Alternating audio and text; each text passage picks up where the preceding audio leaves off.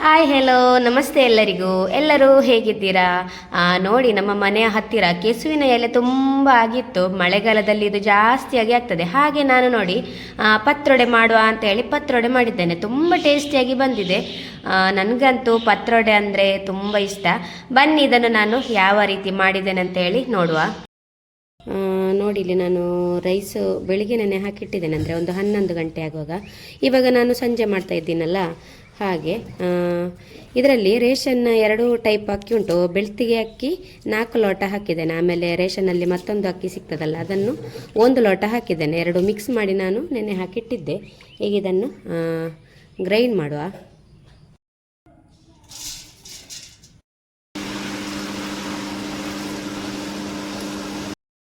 ಇವಾಗ ನೋಡಿ, ಇದಕ್ಕೆ ಸ್ವಲ್ಪ ಹುಳಿ ಹಾಕ್ತಾ ಇದ್ದೇನೆ. ಆಮೇಲೆ ಉಪ್ಪು. ಪತ್ರೊಡೆ ಮಾಡುವ ಎಲೆ ನೋಡಿ ನಮ್ಮ ಪಕ್ಕದಲ್ಲೇ ಉಂಟು.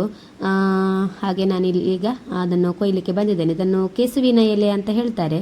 ಈಗ ಇದನ್ನೆಲ್ಲ ಕೊಯ್ದು ಸ್ವಲ್ಪ ಕ್ಲೀನ್ ಮಾಡಿ ಕೊಂಡೋಗುವ.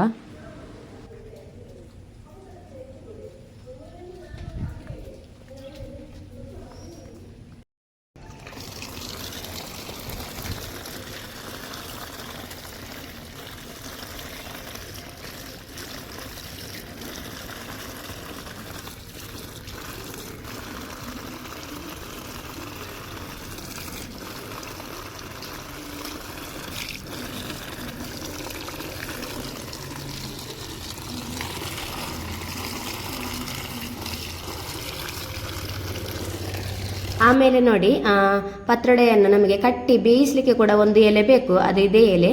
ನಮ್ಮ ಇಲ್ಲಿ ಇದಕ್ಕೆ ಉಪ್ಪೊಳಿಗೆ ಎಲೆ ಅಂತ ಹೇಳ್ತೇವೆ ನಾವು. ಇದನ್ನು ಕೂಡ ಕ್ಲೀನ್ ಮಾಡಿ ತಂದಿದ್ದೇನೆ. ಈಗ ನೋಡಿ, ಕೆಸುವಿನ ಎಲೆಯನ್ನು ನೋಡಿ ನಾನು ಈಗ ನೀಟಾಗಿ ಈ ಥರ ಅಟ್ಟಿ ಮಾಡಿ ಇಡ್ತಾ ಇದ್ದೇನೆ. ಇದನ್ನು ಎಲ್ಲವನ್ನು ಜೋಡಿಸಿ ಆದ ಮೇಲೆ ನೋಡಿ, ಇದನ್ನು ಫೋಲ್ಡ್ ಮಾಡಲಿಕ್ಕೆ ಉಂಟು. ನೋಡಿ, ಈ ಥರ ನಾನೀಗ ಫೋಲ್ಡ್ ಮಾಡ್ತಾ ಇದ್ದೇನೆ. ಫೋಲ್ಡ್ ಮಾಡಿ ಆದ ನಂತರ ಇದನ್ನು ನೋಡಿ ಸರಿಯಾಗಿ 2 ಕಟ್ ಮಾಡ್ತಾ ಇದ್ದೇನೆ ಮಿಡ್ಲಲ್ಲಿ. ಆಗ ನಮಗೆ ಕಟ್ ಮಾಡಲಿಕ್ಕೆ ಕೂಡ ಈಸಿ ಆಗ್ತದೆ. ಈಗ ನೋಡಿ, ಇದನ್ನು ತೆಳುವಾಗಿ ಇನ್ನು ಕಟ್ ಮಾಡಬೇಕು. ಎಷ್ಟು ತೆಳುವಾಗಿ ಕಟ್ ಮಾಡಲಿಕ್ಕೆ ಆಗ್ತದೆ ಅಷ್ಟು ತೆಳುವಾಗಿ ಇದನ್ನು ನೋಡಿ ಈ ಥರ ಕಟ್ ಮಾಡಿದರೆ ಆಯಿತು. ನೋಡಿ, ತುಂಬ ಈಸಿ ಉಂಟು ಕಟ್ ಮಾಡಲಿಕ್ಕೆ, ಏನು ಕಷ್ಟ ಏನಿಲ್ಲ. ತುಂಬ ಸಾಫ್ಟ್ ಆಗಿರೋ ಎಲೆ ಇದು, ಅಷ್ಟೇ ಹೆಲ್ದಿ ಕೂಡ ಉಂಟು. ಈ ಟೈಮಲ್ಲೆಲ್ಲ ಇದನ್ನು ಮಾಡಿ ತಿಂದರೆ ಒಳ್ಳೆಯದು ನಮ್ಮ ಹೆಲ್ತಿಗೆ. ಮಳೆಗಾಲದಲ್ಲೆಲ್ಲ ಈ ರೆಸಿಪಿ ಜಾಸ್ತಿಯಾಗಿ ಮಾಡ್ತಾರೆ. ಹಾಗೆಯೇ ನೋಡಿ, ಎಲ್ಲವನ್ನು ಇದೇ ರೀತಿ ನಾನೀಗ ಕಟ್ ಮಾಡಿ ತೆಗಿತಾ ಇದ್ದೇನೆ.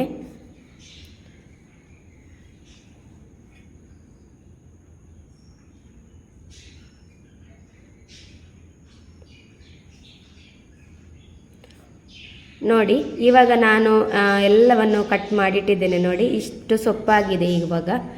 ಇವಾಗ ಇಲ್ಲಿ ಅಕ್ಕಿ ಹಿಟ್ಟು ಕೂಡ ಗ್ರೈಂಡ್ ಆಗಿ ಬಂದಿದೆ. ನೋಡಿ, ಜಾಸ್ತಿ ನೀರು ಆಗಲಿಕ್ಕಿಲ್ಲ, ಜಾಸ್ತಿ ಗಟ್ಟಿ ಕೂಡ ಆಗಲಿಕ್ಕಿಲ್ಲ. ನೋಡಿ, ಈ ಹದದಲ್ಲಿ ಗ್ರೈಂಡ್ ಮಾಡಿ ತೆಗಿಬೇಕು. ನೋಡಿ, ಅಂದರೆ ನಾವು ಕಪ್ಪ ರೊಟ್ಟಿಗೆಲ್ಲ ಗ್ರೈಂಡ್ ಮಾಡ್ತೇವಲ್ಲ, ಅಷ್ಟು ದಪ್ಪ ಇದ್ದರೆ ಸಾಕು. ಈಗ ನಾನು ಇದನ್ನು ಒಂದು ದೊಡ್ಡ ಪಾತ್ರೆಗೆ ಹಾಕ್ತಾ ಇದ್ದೇನೆ.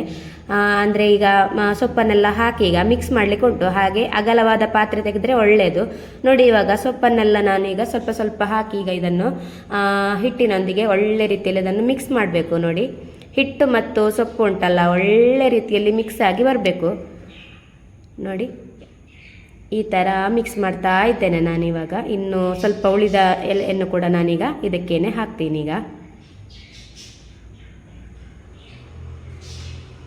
ನೋಡಿ, ಇವಾಗ ಎಲ್ಲ ಸೊಪ್ಪನ್ನು ನಾನು ಹಾಕಿದ್ದೇನೆ. ಇನ್ನು ಎಲ್ಲವನ್ನು ಒಟ್ಟಿಗೆ ಮಿಕ್ಸ್ ಮಾಡಿದರೆ ಹಿಟ್ಟು ನಮ್ಮದು ರೆಡಿ ಆಗ್ತದೆ. ನೋಡಿ, ಇವಾಗ ಹಿಟ್ಟನ್ನೆಲ್ಲ ಮಿಕ್ಸ್ ಮಾಡಿ ಆಗಿದೆ. ನೋಡಿ, ಈ ಥರ ಬರ್ತದೆ ಎಲ್ಲ ಮಿಕ್ಸ್ ಆದ ನಂತರ. ಇದನ್ನು ನಾವು ತಂದಿದ್ದ ಉಪ್ಪೊಳಿಗೆ ಎಲೆಗೆ ಹಚ್ಚಿ ಕಟ್ಟಿದರೆ ಆಯಿತು. ನೋಡಿ, ಈ ಥರ ಈಗ ಸ್ವಲ್ಪ ಸ್ವಲ್ಪ ಹಾಕ್ತಾ ಇದ್ದೇನೆ ಉಪ್ಪೊಳಿಗೆ ಎಲೆಗೆ. ಆಮೇಲೆ ನೋಡಿ, ಇದನ್ನು ಫೋಲ್ಡ್ ಮಾಡಬೇಕು. 2 ಸೈಡು ಆಚೆ ಈಚೆ ಮಡಿಚಿ ಆನಂತರ ಫೋಲ್ಡ್ ಮಾಡಿದರೆ ಆಯಿತು. ನೋಡಿ, ಈ ಥರ ಇದನ್ನು ಫೋಲ್ಡ್ ಮಾಡಬೇಕು. ನೋಡಿ, ಈ ಥರ ಫೋಲ್ಡ್ ಮಾಡಿದರೆ ಆಯಿತು. ಇನ್ನು ಎಲ್ಲವನ್ನು ನಾನು ಇದೇ ರೀತಿ ಕಟ್ಟಿಡ್ತೇನೆ. ನೋಡಿ, ಆಮೇಲೆ ಉಪ್ಪಳಿಗೆ ಎಲೆ ಉಂಟಲ್ಲ, ಎಳತ್ತು ತೆಗಿಬಾರ್ದು, ಒಳ್ಳೆ ಬೆಳೆದ ಎಲೆಯನ್ನೇ ತೆಗಿಬೇಕು. ಆಮೇಲೆ ತೂತೆಲ್ಲ ಇರಬಾರ್ದು, ಒಳ್ಳೆ ನೀಟಾಗಿರೋ ಎಲೆಯಲ್ಲೇ ನೋಡಿ ಈ ರೀತಿ ಕಟ್ಟಬೇಕು. ಆಗ ನಮಗೆ ಕಟ್ಟಲಿಕ್ಕೆ ಕೂಡ ಈಸಿ ಆಗ್ತದೆ.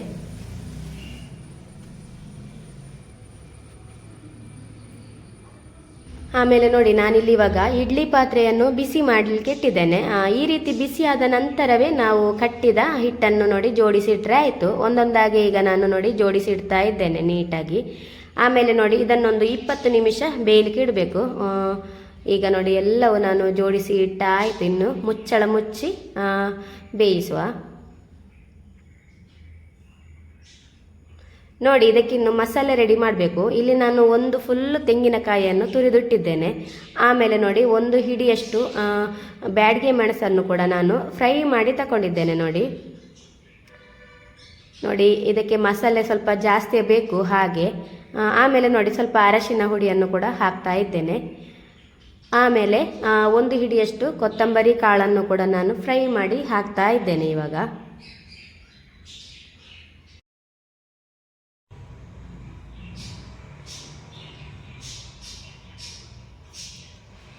ಆಮೇಲೆ ನೋಡಿ, ಸ್ವಲ್ಪ ಹುಳಿ ಕೂಡ ಈಗ ಆ್ಯಡ್ ಮಾಡ್ತಾ ಇದ್ದೇನೆ. ಹುಳಿ ಸ್ವಲ್ಪ ಜಾಸ್ತಿಯೇ ಹಾಕಬೇಕು ಈ ಮಸಾಲೆಗೆ, ಅಂದರೆ ಗ್ರೈಂಡ್ ಮಾಡುವಾಗ ಕೂಡ ಹಾಕಬೇಕು. ಯಾಕಂದರೆ ಕೆಸುವಿನ ಎಲೆ ಕೆಲವೊಮ್ಮೆ ತುರಿಕೆ ಇರ್ತದೆ, ಹಾಗೆ ಹುಳಿ ಹಾಕುವುದರಿಂದ ತುರಿಕೆ ಸ್ವಲ್ಪ ಕಮ್ಮಿ ಆಗ್ತದೆ. ಇಲ್ಲಿ ನೋಡಿ, ಒಂದು ಅರ್ಧ ಸ್ಪೂನಿನಷ್ಟು ನಾನು ಜೀರಿಗೆ ಕೂಡ ಹಾಕ್ತಾ ಇದ್ದೇನೆ. ಜೀರಿಗೆ ಹಸಿ ಹಾಕಿದ್ದೇನೆ. ಆಮೇಲೆ ನೋಡಿ, ಒಂದು ಅರ್ಧ ಸ್ಪೂನಿನಷ್ಟು ಸಾಸಿವೆಯನ್ನು ನಾನು ಡ್ರೈ ಫ್ರೈ ಮಾಡಿ ಹಾಕ್ತಾ ಇದ್ದೇನೆ ನೋಡಿ. ಆಮೇಲೆ ಒಂದು 5 ಎಸಳು ಬೆಳ್ಳುಳ್ಳಿಯನ್ನು ಕೂಡ ಇವಾಗ ಹಾಕ್ತಾ ಇದ್ದೇನೆ. ಇನ್ನಿದನ್ನುಂಟಲ್ಲ ನೈಸಾಗಿ ಗ್ರೈಂಡ್ ಮಾಡಿ ತರಬೇಕು ನೋಡಿ.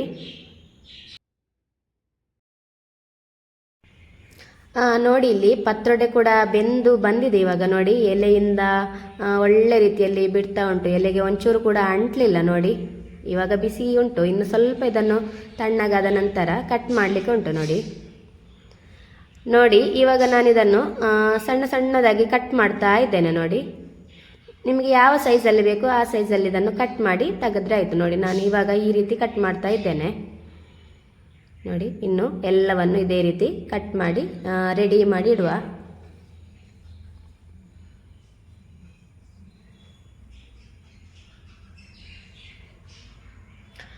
ನೋಡಿ, ಇವಾಗ ಎಲ್ಲ ಪತ್ರೊಡೆಯನ್ನು ನಾನು ನೀಟಾಗಿ ಕಟ್ ಮಾಡಿ ಇಟ್ಟಿದ್ದೇನೆ ನೋಡಿ.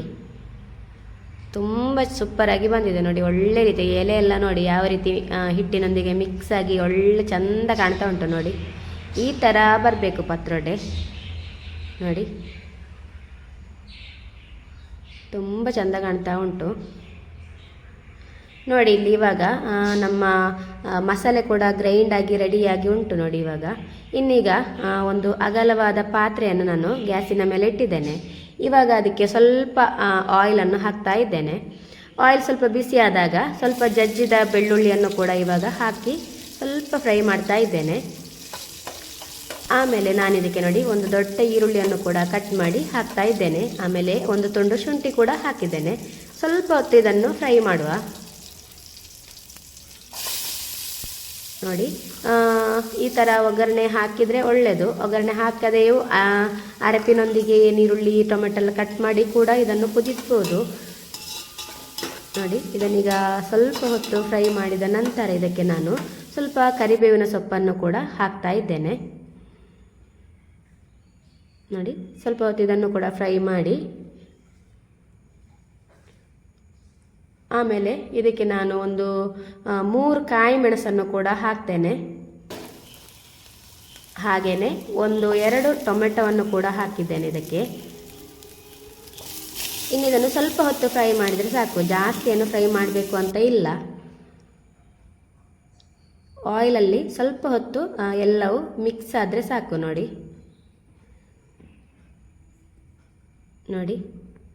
ಇವಾಗ ಇದು ಎಲ್ಲ ಮಿಕ್ಸ್ ಆಗಿದೆ. ಈಗ ಇನ್ನಿದಕ್ಕೆ ಉಂಟಲ್ಲ ನಾನು ಗ್ರೈಂಡ್ ಮಾಡಿದ ಮಸಾಲೆಯನ್ನು ಕೂಡ ಇವಾಗ ಸೇರಿಸ್ತಾ ಇದ್ದೇನೆ. ನೋಡಿ ಮಸಾಲೆ ಸೇರಿಸಿದ ನಂತರ ಅದಕ್ಕೆ ಎಷ್ಟು ನೀರು ಬೇಕು ಅಷ್ಟು ನೀರು ಹಾಕಿ ಅದನ್ನು ಹದ ಎಲ್ಲ ಮಾಡಿದರೆ ಆಯಿತು ನೋಡಿ. ಸ್ವಲ್ಪ ತೆಳುವಾಗಿ ಹದ ಮಾಡಿದರೆ ಒಳ್ಳೆಯದು, ಯಾಕಂದರೆ ಪತ್ರೊಡೆ ಹಾಕಿದ ನಂತರ ಅದು ತಿಕ್ಕಾಗಿ ಬರ್ತದೆ. ನೋಡಿ ನಾನು ಇಷ್ಟು ತೆಳುವಾಗಿ ಮಾಡಿದ್ದೇನೆ. ಇನ್ನಿದಕ್ಕೆ ರುಚಿಗೆ ಉಪ್ಪು ಎಲ್ಲ ಬೇಕಾದಷ್ಟು ಹಾಕಿದರೆ ಆಯಿತು ನೋಡಿ.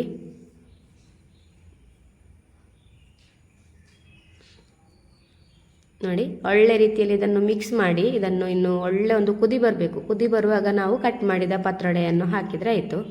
ಇವಾಗ ನಾನು ಮಿಕ್ಸ್ ಮಾಡಿದ್ದೇನೆ. ಇನ್ನು ಇದನ್ನು ಮುಚ್ಚಿಡುವ.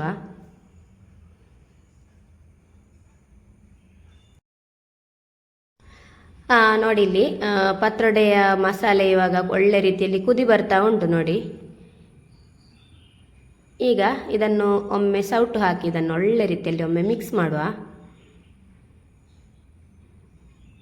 ನೋಡಿ ಇನ್ನಿದಕ್ಕೆ ನೋಡಿ ನಾನು ಕಟ್ ಮಾಡಿದ ಪತ್ರೊಡೆಯನ್ನು ಕೂಡ ಈಗ ಸೇರಿಸ್ತಾ ಇದ್ದೇನೆ. ನೋಡಿ ಎಲ್ಲವನ್ನು ಈಗ ಒಟ್ಟಾಗಿ ಹಾಕುವ.